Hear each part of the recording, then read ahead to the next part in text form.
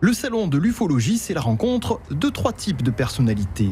Il y a d'abord le conférencier, érudit, surdiplômé.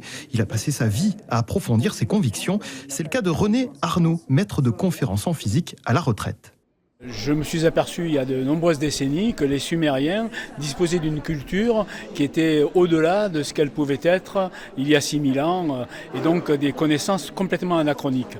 Et de ce fait, en fouillant, je me suis aperçu que les Anunnaki n'étaient pas simplement l'objet d'imagination, mais que c'était vraiment une ethnie réelle. Et donc j'ai enquêté sur la présence Anunnaki sur Terre.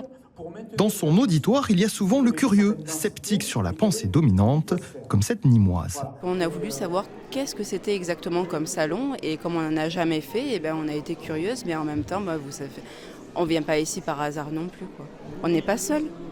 T-shirt au logo de son association, Thierry, lui, est membre du COF, le Centre d'études OVNI France. Son profil est celui du passionné. On est une bande de copains qui est passionnée de ça, avec différents horizons sociaux, avec des différences culturelles, mais on est tous copains et puis voilà. Après chacun croit un peu en ce qu'il veut, si on peut parler de croyance aussi, mais après il y a quand même un tronc commun qui nous réunit. Finalement, le bonheur, c'est peut-être ça, disait Henri Duvernois, l'imagination.